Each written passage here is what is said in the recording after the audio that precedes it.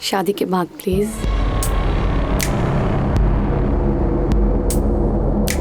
मैं बताती हूँ पुराने रिश्तों को कैसे वेलकम करते हैं। एक्सक्यूज मी कल्पना, एक्सक्यूज मी।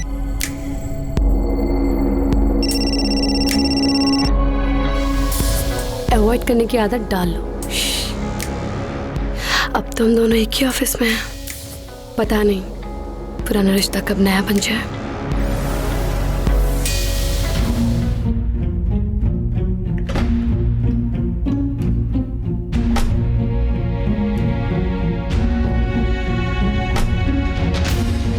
सर वो ऐसे बिहेव कर रही थी जैसे कि हमारे बीच 10 साल का गैप हुआ ही नहीं। Baby you feeling so cold. बताना चाहिए ना, डोंट बी सो फॉर्मल। कल्पना ये क्या कर रही हो तुम? होश में आओ। तुम किसी की बीवी हो, एक बच्चे की माँ, और मैं किसी का। तुम सिर्फ मेरे हो, किसी के नहीं। और मैं सिर्फ तुम्हारी। कल्पना ये गलत है। क्या गलत है? हाँ, और जिस गलती से खुशी मिले वो गलती कर लेनी चाहिए ना। 10 साल पहले जब मैं तुम्हें छोड़ के गई थी, उस गलती से क्या मिला मुझे? कुछ भी तो नहीं। लेकिन आज पास आने की गलती से अगर मुझे कुछ मिल रहा है तो क्या प्रॉब्लम है? अक्षय, मेरे सैंडल के थोड़ा स्टेप बंद हो ना प्लीज।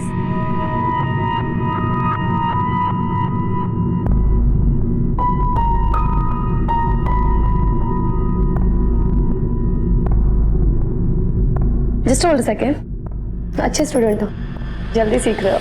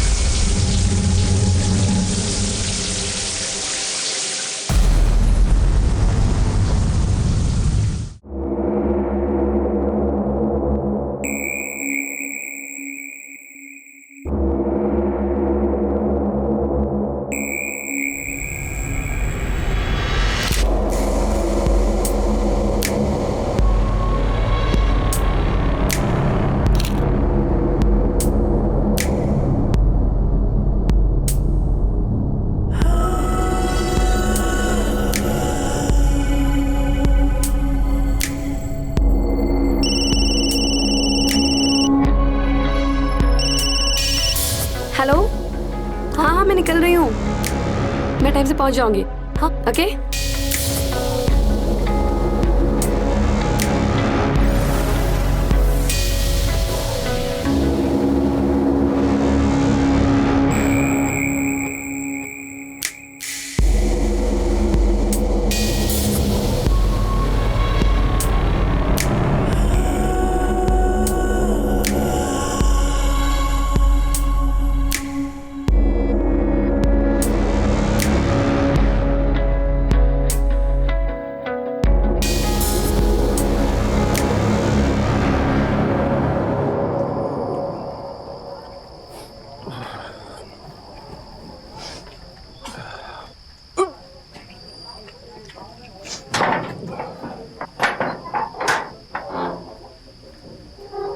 आइटम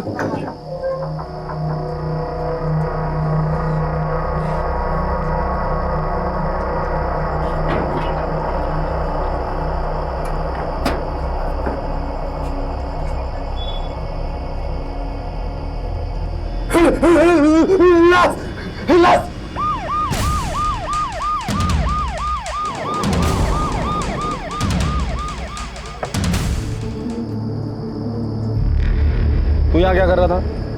साहब मैं नागपुर से यवतमाल माल की डिलीवरी के लिए आया था। सोचा रात बहुत हो गई है, थोड़ा खा पी के आराम करता हूँ। जब टेम्पो में सोने के लिए आया साहब तो उधर लाश मिला मेरे को, तो मैंने आपको फ़ोन किया। कब की बात है ये? तकरीबन 2 घंटे हुआ होगा। 2 घंटे पहले मैंने पूरा टेम्पो का माल उठवाया। तब टेम्पो में लाश नहीं थी? नहीं साहब। क्या ऐसा तो नहीं कि तूने ही मार के डाला है उसे अंदर? साहब अगर मैं मारता तो आपको फ़ोन क्यों करता? सर ये सही कह रहा है, अंदर एक औरत की लाश है लेकिन सिर्फ धड़ है, सर नहीं है। धड़ आया तो सिर भी यहीं आसपास होगा। सीमा आसपास का एरिया चेक करो। सर मुझे लगता है किसी चोट खाया आशिक के रिवेंज का मामला है। दोनों में किसी बात को लेकर झगड़ा हुआ होगा, लड़की को मार के फेंक के चला गया होगा। मधुकर इतने जल्दी नतीजे पर नहीं आते, देखते हैं।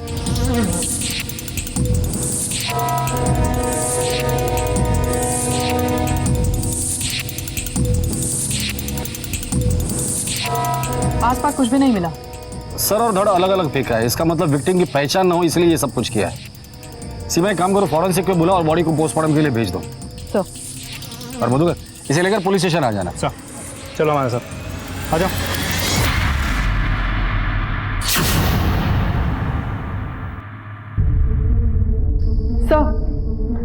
सर मैंने चेक किया, पिछले 15 दिनों में भी इस उम्र की औरत की कहीं कोई मिसिंग कंप्लेंट दर्ज नहीं हुई है। सर बहुत तोड़ा उस आदमी को, कुछ नहीं बोल रहा। मुझे तो लगता है वो सच बता रहा है। आखिर ये औरत है कौन? एक काम करो, फॉरेंसिक टीम को बोल देना अगर उस बॉडी पर कोई भी बर्थ मार्क मिलता है या कोई ऐसे निशान मिल सकते हैं जिससे हम उसे आइडेंटिफाई कर सकते हैं तो फौरन हमें इन्फॉर्म करें। सर मेघदूतवाड़ी पुलिस को टेम्पो में सरकटी एक लाश मिली। पहला शक पुलिस ने टेम्पो ड्राइवर पर जताया पर कोई नतीजा नहीं निकला। सबसे बड़ी मुश्किल थी औरत की पहचान होना, जिसका पुलिस को कहीं कोई सुराग नहीं मिल रहा था। और जब तक पहचान नहीं होती तमाम कोशिशें अंधेरे में तीर चलाने जैसी थीं। आखिर कौन थी ये औरत? क्यों किसी ने इतनी बेरहमी से इसका कत्ल किया होगा? और क्या इसका कोई भी परिचित नहीं था जो इसकी गुमशुदगी को लेकर परेशान हो, इसकी तलाश कर रहा हो? काव्या,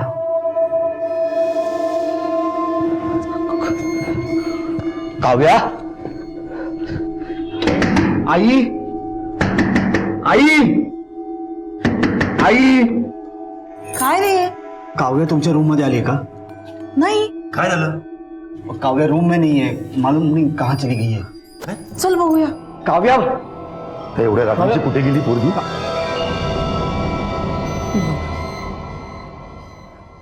काव्या, हे बोला काय काय झालं? अरे क्या हुआ? कि तुम रो क्यों रही हो? हाँ क्या हुआ? किसी को बिना बताए यहाँ पे आके बैठकर? चलो अंदर चलो, चलो. नहीं जाऊंगी, मुझे मम्मी के पास जाना है। आप मम्मी को लेके आओ। देखो बेटा, तुम्हारी मम्मी आ जाएगी, आई प्रॉमिस. पापा खुद लेने जाएंगे, आई प्रॉमिस, प्रॉमिस. खुद का आता ना काकांबरोबर जाऊन जाऊ. हां बस जा बेटा, चला बेटा, उद्या नक्की, आई प्रॉमिस. Good night.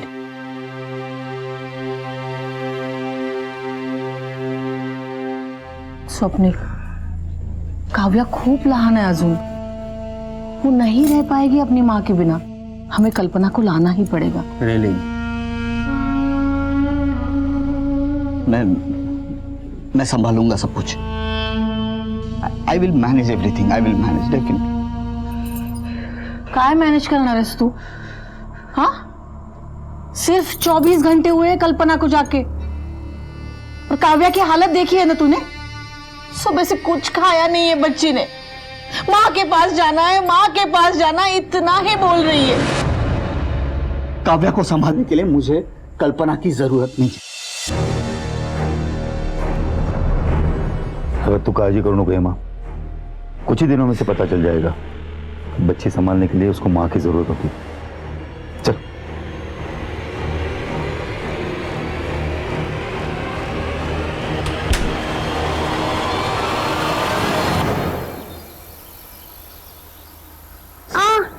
पापा दर्द रहा है। आई एम सॉरी बेटा, आई एम सॉरी.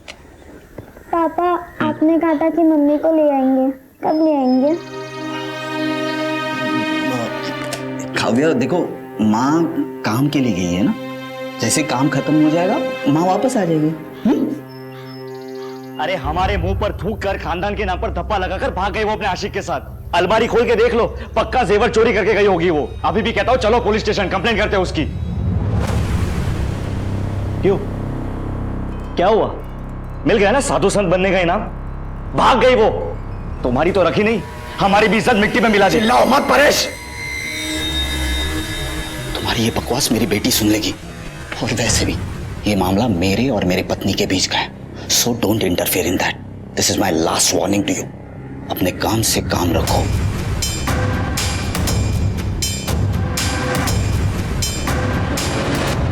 चलो बेटा, चलो, देरी हो जाएगा स्कूल के लिए। बाय आजी। बाय बाड़ा। ये होगा नामर्द, मैं नहीं। इस 2% की औरत की पुलिस कंप्लेंट तो मैं करके रहूंगा। अगर ये नहीं करेगा तो मैं करूंगा। धोखा फिर लेगा तुझा। मतलब जिन्हें पता नहीं है उन सबको पता चलेगा। हमारे खानदान की इज्जत मिट्टी में मिल गई। बस हो गया, जितनी बेइज्जती होनी थी हो गई। उसे जहां मुंह काला करना है करने दो। अब हमारा उससे कोई रिश्ता नहीं है। अहो, काय बोलता है तुम्ही? कल्पना के साथ 10 साल से एक ही छत के नीचे रह रहे हम लोग। अगर उसका कुछ चक्कर रहता तो हमें मालूम तो पड़ता। तुम अब तक उसका नाम जप रही हो। या घरामध्ये तिचं नाव कोणीही घेणार नाही। अहो। वो हमारे लिए मर चुकी है। कोई पूछे तो बोल देना उसकी ट्रांसफर हो गई, यहां से चली गई हो, समझे? पोस्टमार्टम रिपोर्ट के हिसाब से इस औरत की उम्र 28 से 30 साल की है, 2 महीने की प्रेग्नेंट थी और यह मर्डर रात को 10 बजे से लेकर 11 बजे के बीच हुआ है। पहले गले पर धारदार हथियार से वार किया गया है, फिर सर को धड़ से अलग किया गया है। इसका मतलब विक्टिम की पहचान ना हो इसलिए सर और धड़ अलग करके अलग अलग जगह पर फेंक दिया गया है। सर उसके पैरों की उंगलियों से हमें ये जोड़ भी मिली है। ऐसी जोड़ भी तो अक्सर शादीशुदा औरतें पहनती हैं। इसका मतलब ये औरत शादीशुदा थी, 2 महीने की प्रेग्नेंट भी थी। तो हो सकता है कि ये एक्स्ट्रा मैरिटल अफेयर का मामला हो जिसके चलते ये मर्डर हुआ हो।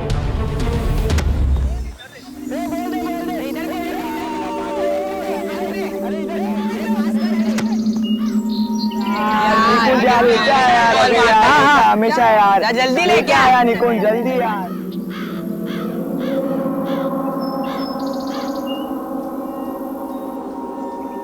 अरे जल्दी लाना यार। हाँ रुक जा, लेके आ रहा हूँ।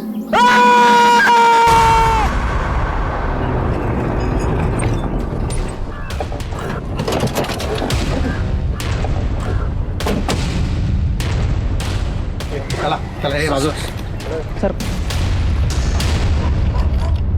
शादीशुदा औरत है, मांग में सिंदूर है और उम्र 28-30 से ज्यादा की नहीं होगी। ये खून सूखा हुआ है और चेहरा भी फूला हुआ है।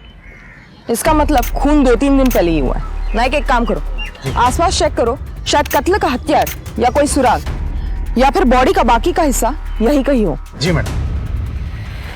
तुम लोग हमेशा यही आते खेलने? नहीं मैम, हम लोग हर रोज नहीं आते, सिर्फ छुट्टी के दिन आते हैं। लास्ट संडे आए तो उसके बाद आ जाए। मैडम यहाँ आसपास कुछ भी नहीं मिला। नाइक एक काम करो जी, सर को फॉरेंसिक लैब भेजो, बाकी इंफॉर्मेशन मैं अपलोड करती हूँ, शायद कहीं कोई मैच मिल जाए। मेघदूतवाड़ी पुलिस अब भी उस औरत की पहचान में जुटी थी और इधर वडगांव में पुलिस को एक कटा हुआ सिर मिला। दोनों में एक बात समान थी कि मरने वाली औरत शादीशुदा थी, पर कौन थी, कहां की थी और उसे क्यों मारा गया था, ये सवाल अब भी जस के तस खड़े हुए थे। एक तरफ एक परिवार था जो भावनात्मक और सामाजिक हलचल से डरा हुआ, सहमा और परेशान था, और दूसरी तरफ पुलिस औरत की पहचान में जुटी थी और अब शायद उसे छोटी ही सही पर एक कामयाबी हाथ लगने वाली थी जो इस केस को आगे बढ़ाने में दिशा देने वाली थी। सर, वडगांव पुलिस को एक औरत का सिर मिला है, उसकी डिटेल्स उन्होंने साइट पे अपलोड की है, उसकी print out. Wadgaon police station में तो नम्रता चौहान है ना सर? मैं जानता हूँ उसको।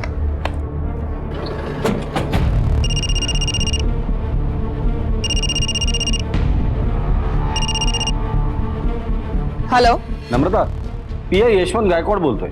जय हिंद सर। जय हिंद, कशी आहेस? मी मस्त आहे गायकवाड सर। अच्छा, सुना है तुम्हारे एरिया में किसी औरत का सिर मिला है सर? और हमारे एरिया में एक औरत का धड़ मिला है। मैंने उसे यवतमाल फॉरेंसिक लैब में भेज दिया है। तुम भी उस सिर को वहीं भेज देना ताकि फॉरेंसिक रिपोर्ट में पता चल जाएगा वो सिर और धड़ एक ही औरत का है या नहीं। Right sir.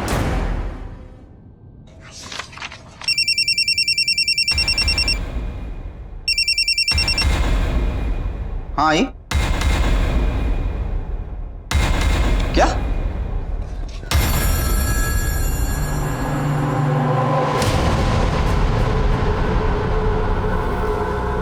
सर शायद कतीज बन गए, सब बच्चे घर चले गए। काव्या मेरी बेटी अभी तक घर नहीं पहुंची है। मैं क्या कर सकता हूँ? मैं क्या कर सकता हूँ?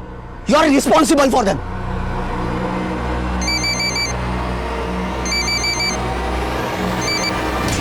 हाँ बेटा। हाँ बाबा। मैं स्कूल आया हूँ, ये वॉचमैन बता रहा है सब बच्चे चले गए, कोई नहीं है यहाँ पे। अरे यहाँ पे भी नहीं आई हो? आप बस स्टैंड पे जाके देखो सब।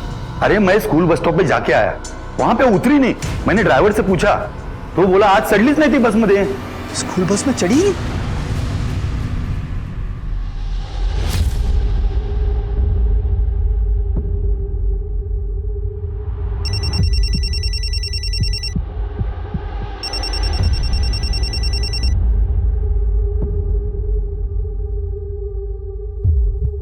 हाँ बोलो प्रतिभा।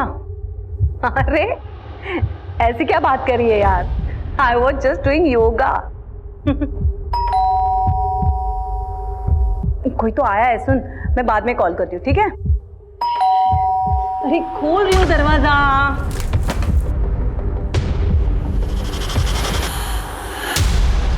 तुम काय कळत नाही, ही पोरगी कुठे गेली असेल कोणास ठाऊक। अरे वो ही ले गई होगी, और क्या।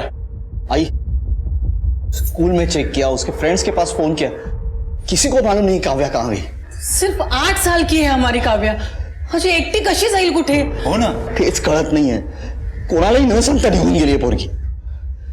तिच्या आजीकडे पाहिलंस? आजी?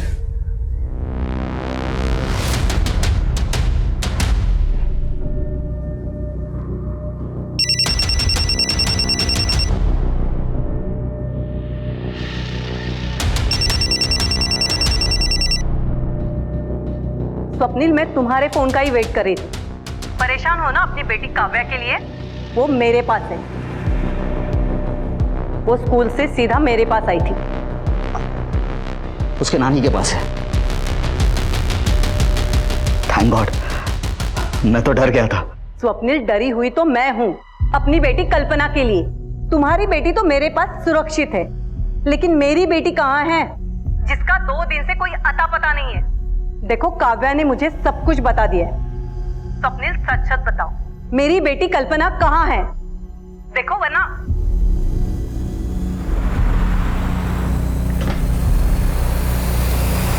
उसके पति के साथ कैसे संबंध थे? मतलब लड़ाई झगड़ा होता था या ऐसे कुछ? काव्या, वो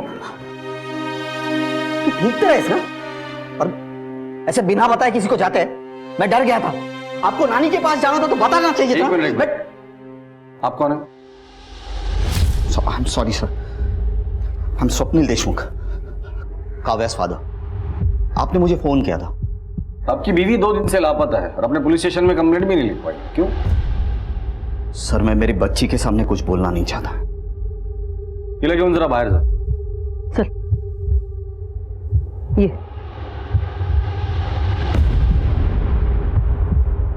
बैठिए।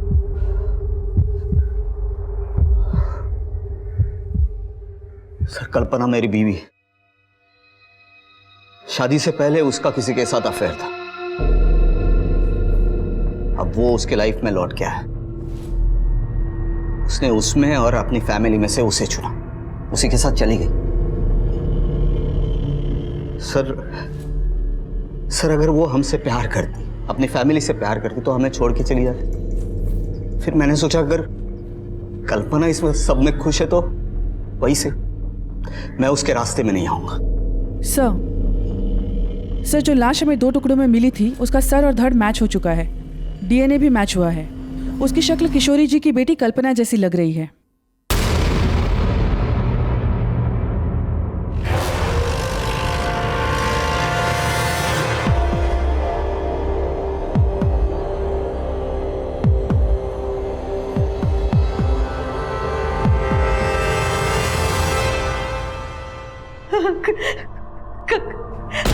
कल्पना,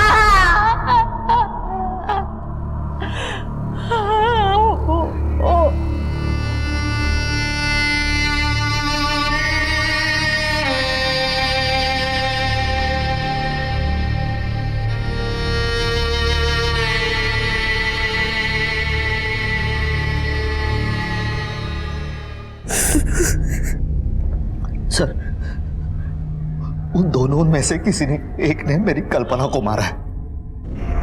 हाँ सर, सुधांशु या अक्षय। कौन है ये दोनों? सुधांशु शादी से पहले कल्पना का प्यार, वो उसके लाइफ में लौट के आया था, उसके ही ऑफिस में बॉस बनकर उसके साथ जाना चाहती थी कल्पना। तुम मेरे फैमिली परिवार की खुशी के लिए मैंने उसे जाने दिया। गलती हो गई मुझसे। वो उससे प्यार करती थी और उस कमीने ने ये हर्ष किया उसका। लेकिन अगर वो उससे प्यार करता था तो कल्पना को मारेगा क्यों? सर मेरी कल्पना बोली थी, सब पर विश्वास करती थी। ये अक्षय इसी भोलेपन का फायदा उठाता था, मेरी कल्पना की तरफ गंदी नजरों से देखता था, मैंने देखा हुआ। तो तुम्हारा कहने का मतलब है कि कल्पना अपनी मर्जी से सुधांशु के साथ तुम्हारा घर छोड़कर गई थी? हाँ सर, इसलिए तो मैंने पुलिस कंप्लेंट नहीं की। सीमा, कल्पना के ऑफिस का एड्रेस ले लो, उसके मोबाइल के कॉल रिकॉर्ड्स निकालो और मोबाइल का आखिरी लोकेशन क्या था वो भी पता करो। Sir,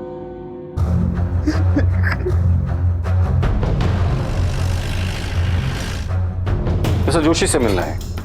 sir, he is there. Seema, staff से पूछताछ करो। सर।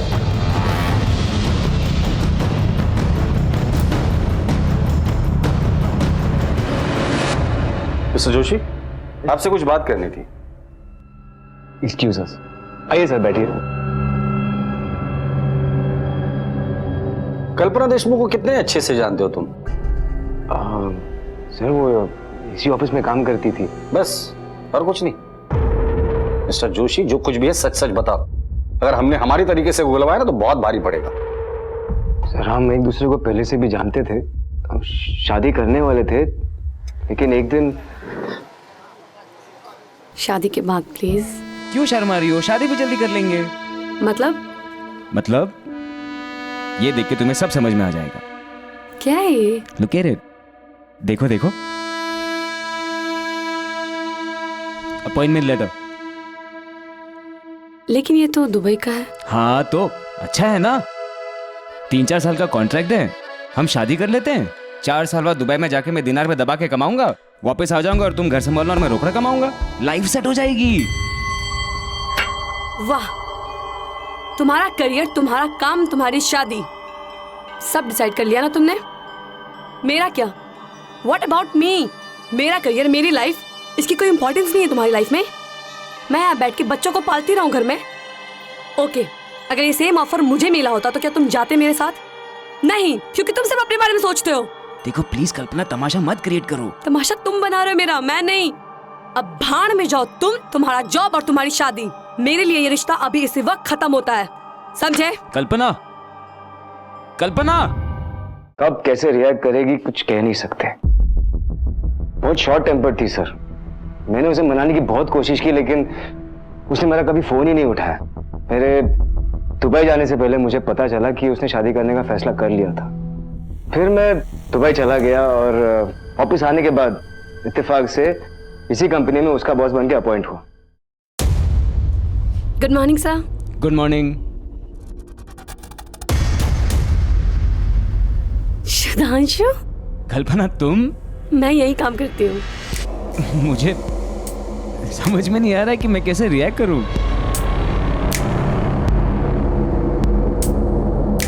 मैं बताती हूँ पुराने रिश्तों को कैसे वेलकम करते हैं।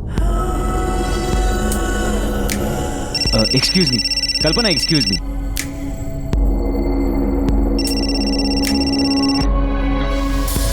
अवॉइड करने की आदत डाल लो। अब तुम दोनों एक ही ऑफिस में हैं, पता नहीं पुराना रिश्ता कब नया बन जाए।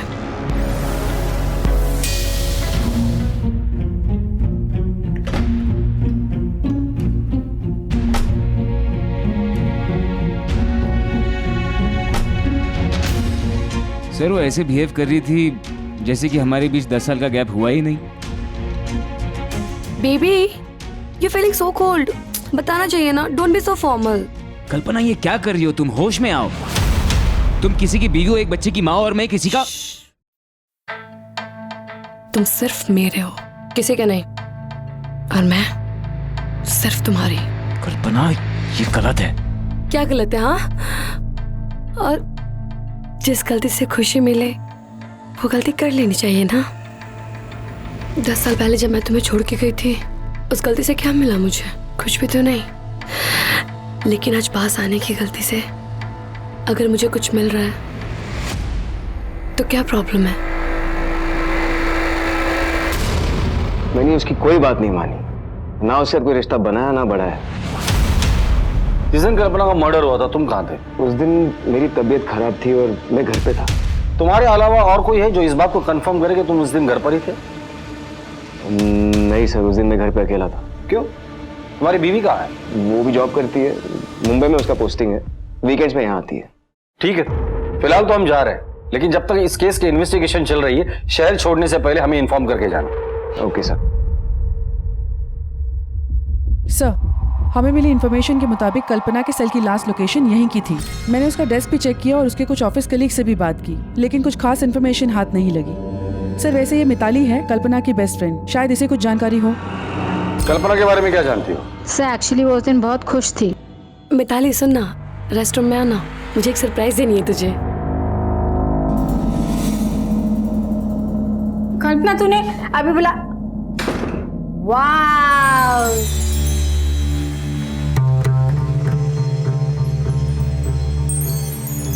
somebody is looking sexy। किधर जा रही है इतना हॉट बन के? डेट पे जा रही है, पर किसके साथ? क्या सीक्रेट है? मैं बाद में बताती हूँ सब चीज तुझे। वाह मेरा सही है, एंजॉय करो। ये अपने पास रख, मैं कल आके ले लूंगी, ठीक है? वो तो ठीक है, कल्पना बात तो सुन। ठीक है, अगर जरूरत पड़ेगी तो दोबारा कांटेक्ट करेंगे। Okay sir. Kalpana western dress पहनकर किसी से मिलने गई थी और उसकी डेड बॉडी हमें उसी ड्रेस में मिली थी। सर, यहाँ हमारे लिए दो बातें जाननी बहुत ज़रूरी है। पहली बात, अगर कल्पना साड़ी पहन के ऑफिस आई थी तो वेस्टर्न ड्रेस पहन के किससे मिलने गई?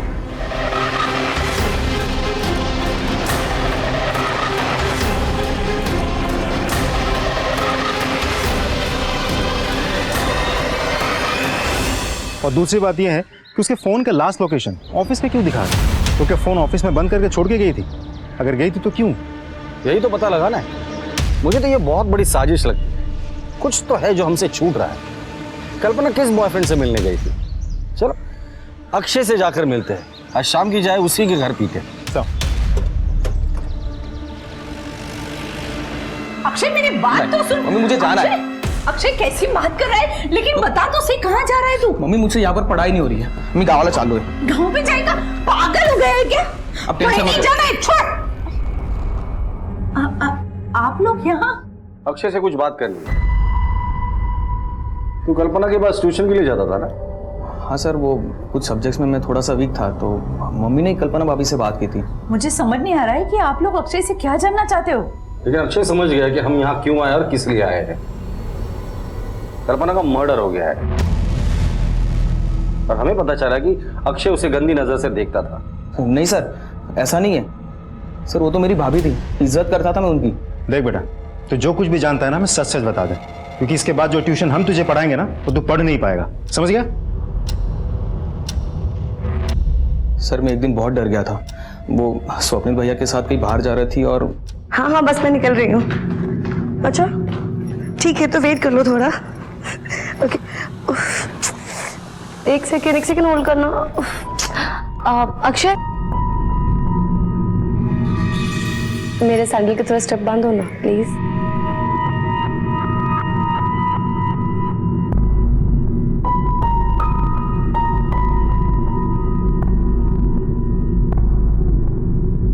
Just hold second. अच्छे स्टूडेंट हो, जल्दी सीख रहे हो।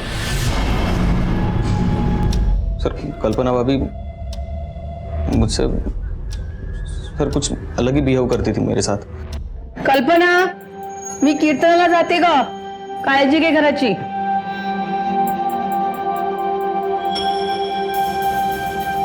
अक्षय, अक्षय जी मैम। 1 मिनट अंदर आना। हाँ आया।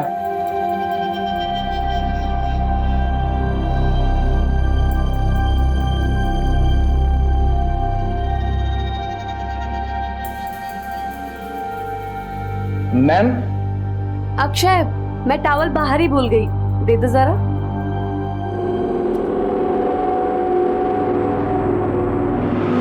मैम ये टॉवल लीजिए। तुम्हें नहीं नहाना है क्या? चलो। मधुकर, गाड़ी में बिठाओ इसे। चलो। अरे आप ऐसे कैसे ले जा सकते अक्षय को? वो अभी माइनर है, मुझे अपने लॉयर से बात करनी होगी। मैडम, भगवान से दुआ कीजिए कि आपके इस माइनर बेटे ने कोई मेजर कांड न किया हो, वरना एक नहीं 10 बार इसे लेकर जाएंगे। सर अगर अक्षय सच बोल रहा है तो कल्पना का कैरेक्टर वाकई सही नहीं था, और हो सकता है इसी वजह से उसका खून हुआ हो। इसका उल्टा भी तो हो सकता है। एक काम करो, कल्पना का सोशल मीडिया अकाउंट और कॉल रिकॉर्ड चेक करो। अगर ये अक्षय सच बोल रहा है और कल्पना के वाकई में कहीं आशिक है तो हमें वहां मिलेंगे। सर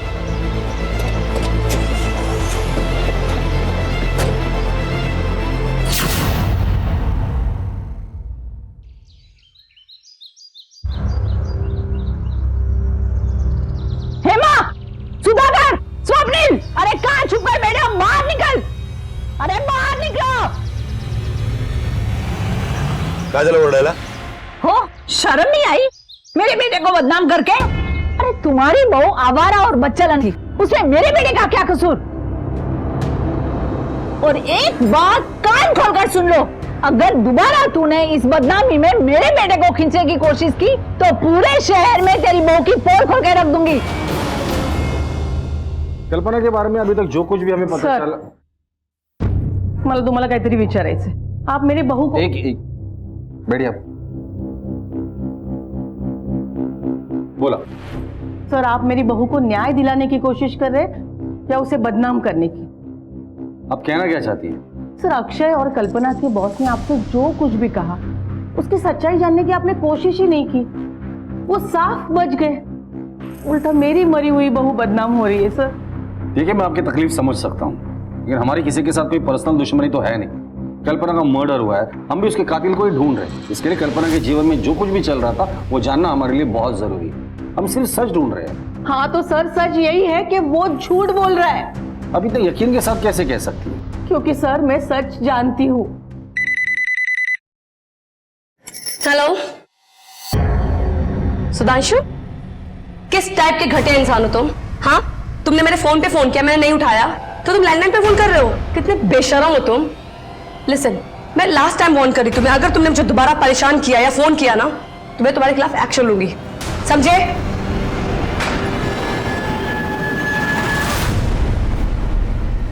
अक्षय के बारे में आपका क्या कहना है?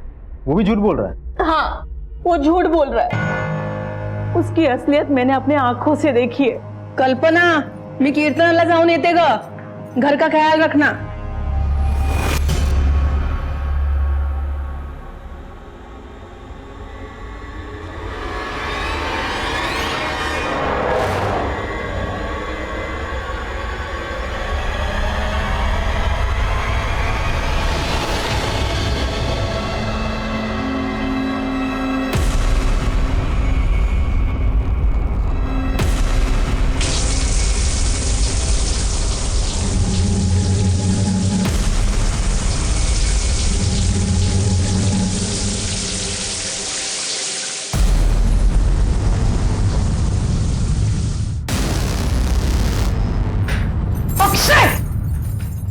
क्या कर रहा है? चल बाहर निकल, चल बाहर निकल यहाँ से। निकल बाहर। सर, माझी तुम्हाला एक विनंती है, अगर आप मेरी बहू को न्याय नहीं दिलवा सकते ना,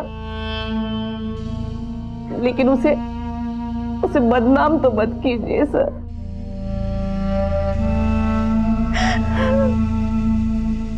सीमा, अजीब असमंजस की स्थिति पैदा हो गई थी। कल्पना की सास हेमा बहू के चरित्र पर रत्ती भर भी शक नहीं कर रही थी। आखिर कल्पना के साथ हुआ क्या था? वो किससे मिलने गई थी जब उसका कत्ल हुआ? इन सारे सवालों के जवाब तलब करने थे। पुलिस के लिए एक बार फिर से शुरुआत करने की स्थिति पैदा हो गई थी। ये सुधांशु और अक्षय, इनसे दोबारा पूछताछ करनी होगी हमारे तरीके से। उठाकर लेकर आओ इन दोनों को। सर इतने साल बाद वो मेरे सामने आई तो मैं अपने आप को रोक नहीं पाया। कल्पना, आओ चलो, तुम्हें घर छोड़ दूं। नहीं, मैं चल। अरे चलो ना। मैंने कहा ना सुधांशु, मैं चली जाऊंगी।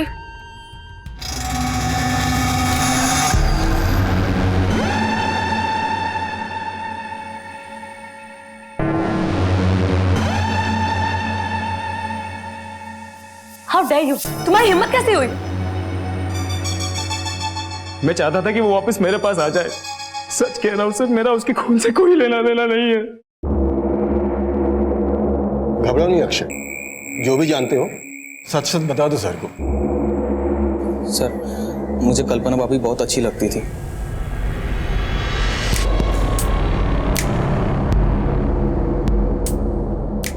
अब सर, जब भी वो घर पे अकेली होती थी मैं उनकी फोटोज खींच लेता था, और जब मुझे पता चला कि वो मर गई सर, उस दिन मैं बहुत रोया था सर। और ये शहर में मेरा मन भी नहीं लग रहा था सर, जाना चाहता था मैं कहीं और, लेकिन सर तब तक आप मेरे घर पे आ गए थे सर।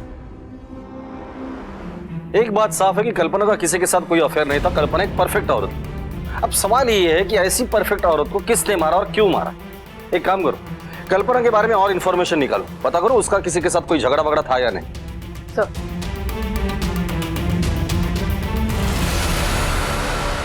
नाही, तिचं कोणाशी भांडण तर नव्हतं, लेकिन बहुत दिनों से कुछ परेशान सी थी, बहुत गुस्से में थी। हेलो आई, ये सुधांशु, मतलब पूरी दुनिया छोड़ के इसको मेरी कंपनी मिली थी। मिस्टर दुबे रिटर्न को और कोई दूसरी कंपनी नहीं मिली। आई कुछ समझ में नहीं आ रहा, मेरे पास सिर्फ 2 ही रास्ते बचे आई। या तो मैं स्वप्निल को इसके बारे में सब कुछ बता दूं, या तो फिर ये कंपनी ही छोड़ दूं। स्वप्निल को ये सब बात बताने की सपने में भी मत सोचना। वो सुधांशु और तेरे बीच में कुछ भी नहीं है, ये मानेगा ही नहीं बात। और दूसरी बात, नौकरी छोड़ने की भी बात सोचना नहीं। फिर स्वप्निल अगर पूछेगा तो तू क्या बताएगी उसे? देख, तू वो सुधांशु को इग्नोर कर। देख बेटा, तुला माझी शपथ है। मतलब स्वप्निल कल्पना और सुधांशु के बारे में कुछ भी नहीं जानता था? नहीं, स्वप्निल के पास कल्पना के अलावा कोई और जरिया था ही नहीं कि उसे पता चले। स्वप्निल ने मिसिंग कंप्लेंट इसलिए नहीं लिखवाई क्योंकि वो जानता था कि कल्पना कहाँ है। उसे कल्पना और सुधांशु के अफेयर के बारे में पता था, और इस महान आदमी ने कल्पना की खुशी के लिए खुद का घर भी तोड़ दिया। जिस दिन कल्पना का मर्डर हुआ था, स्वप्निल के फोन की लोकेशन क्या थी? उसके ऑफिस की। बुलाकर लेकर आओ इस स्वप्निल को और पता करो कि वाकई वो ऑफिस में था या उसका फोन ऑफिस में था और ये कहीं और था। कल्पना ने तुम्हें कभी भी नहीं बताया था कि शादी से पहले उसका और सुधांशु का अफेयर था, तो फिर ये बात तुम्हें कैसे पता चली? सर, क्या आपकी शादी हुई है? अब तुम मुझे शादीशुदा दुखियारे पति की कहानी सुनाओगे? नहीं सर, ऐसा कुछ नहीं करना चाहता। मैं सिर्फ इतना बताना चाहता हूं कि एक इंसान दूसरे इंसान के साथ इतने साल बिताने के बाद हर बात बतानी जरूरी नहीं होती उस दूसरे इंसान को। कुछ बातें ऐसी होती कि अपने आप समझ में आ जाए। तो तुमने अपने ही मन से मान लिया कि सुधांशु के साथ उसका अफेयर है? नहीं, बिल्कुल नहीं। मेरा एक दोस्त है जो सुधांशु को पहचानता है। वाइफ बंबई में है। हाँ, और तू यवतमाल में ऐश कर रहा है।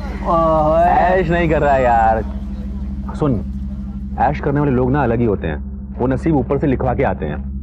किसकी बात कर रहा है? अरे कोई नहीं, अपना वो एक कॉलेज का मेरा एक दोस्त सुधांशु कॉलेज में था। कॉलेज में सबसे हॉट लड़की से प्यार हुआ, इश्कबाजी, किससे बड़े फेमस हुए इन लोगों के भाई। उसके बाद लड़की ने शादी से मना कर दिया।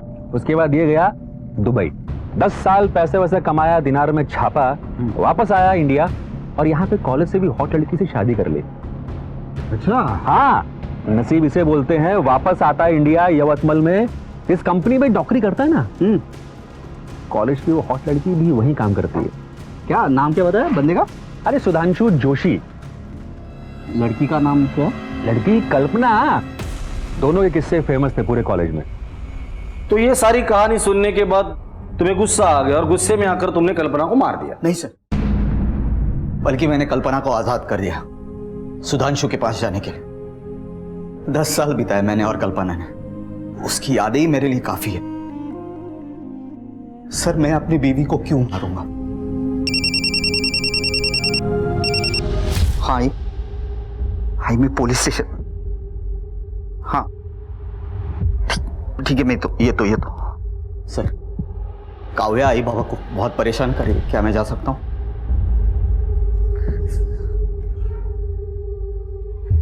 ये जितना सीधा दिखता है उतना है नहीं। अगर ये अपनी बीवी से इतना प्यार करता है तो किसी और के कहने पर उससे पूछे बगैर वो मान जाता है। कुछ तो है जो ये हमसे छिपा रहा है। 24 घंटे नजर रखना इस पर। सर,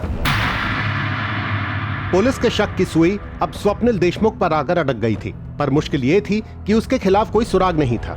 जब कल्पना का खून हुआ तो मोबाइल लोकेशन के मुताबिक स्वप्निल ऑफिस में था। और कल्पना कहां और क्यों गई थी इसका कोई खुलासा नहीं हुआ था, क्योंकि उसका फोन ऑफिस में स्विच ऑफ हुआ था और उसके बाद से फोन गायब था।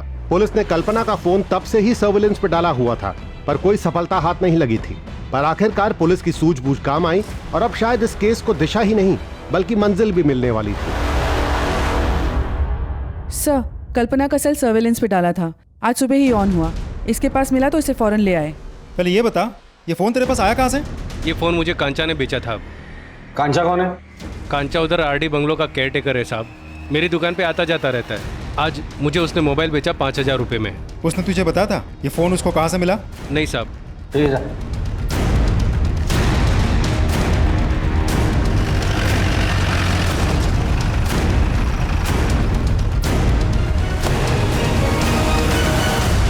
सुनो। जी साहब जी, क्या हुआ? ये मोबाइल तुमने बेचा था गिरीश को? जी साहब जी, मैंने बेचा था। कहाँ मिला था तुम्हें ये? साहब जी, हमारा मालिक ये बंगलो रेंट पर देते, पार्टी शार्टी चलते रहता है, लड़का लड़की आते उनको भी भाड़ा पर देते। एक साहब जी मेम साहब जी आए थे, वो लोग जाने के बाद मैं साफ़ सफाई कर रहा था तो सोफ़ा को नीचे वो मोबाइल मिला। मैं सोचा जिसको है उसको लौटा दूँ, ऑन करना कोशिश की, ऑन हुआ ही नहीं। फिर मैं गिरीश के पास चले गया और गिरीश बोले कि 5,000 मिलेगा। मैं थोड़ा लालच में आ गया था साहब जी। यही औरत थी? जी यही मैम साहब जी। ये आया था? नहीं साहब। ये आया था? नहीं, इसके साथ भी नहीं आई थी। ये? हाँ साहब जी, इसके साथ आई थी मैं।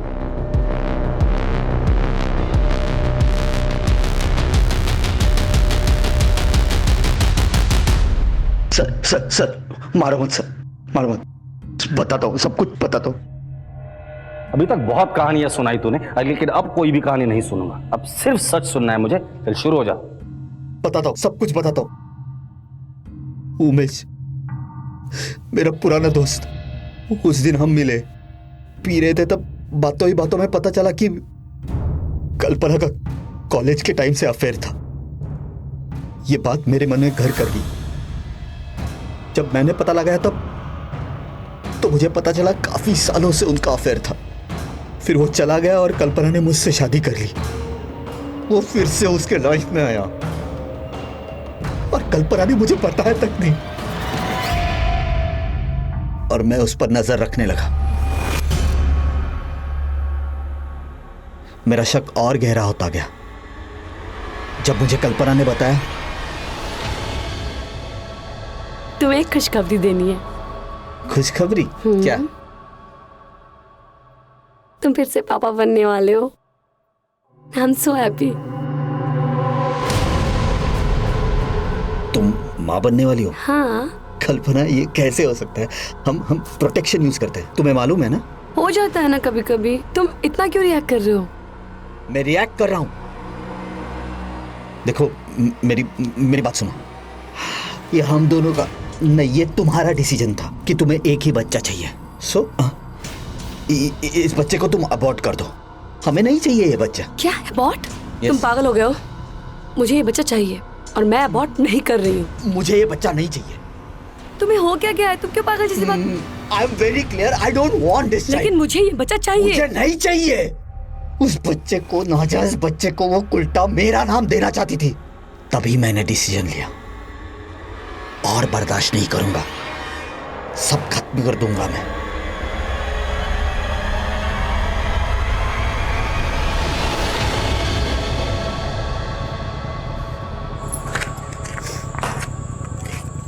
मुझे माफ कर दो, मैंने तुम्हारे साथ बहुत बदतमीजी से बात की। अपनी गलती सुधारने के लिए मैं तुम्हें आज डेट पे ले जाना चाहता हूँ। उस दिन कल्पना को मैंने एक नई ड्रेस खरीद के दी। फिर मैंने उसे फोन किया और मेरे साथ डेट पर चलने के लिए मना लिया। मैंने उसे कहा कि आज हम दोनों वक्त बिताएंगे, सो मुझे कोई डिस्टरबेंस नहीं चाहिए। इसीलिए मैंने उसे कहा कि वो अपना मोबाइल ऑफिस में ही स्विच ऑफ कर दे और मैं अपना मोबाइल ऑफिस में ही छोड़ दूंगा। वो निकली थी घर से साड़ी पहन के, पर उसने ऑफिस में मेरी गिफ्ट दी हुई वेस्टर्न ड्रेस पहन ली।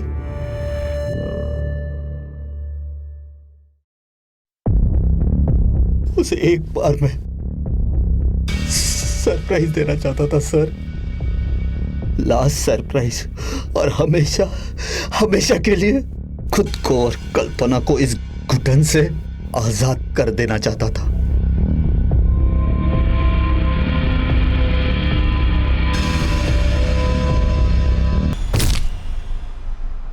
स्वप्नी, तुमने मुझसे एक सवाल पूछा था, मेरी शादी हुई है कि नहीं।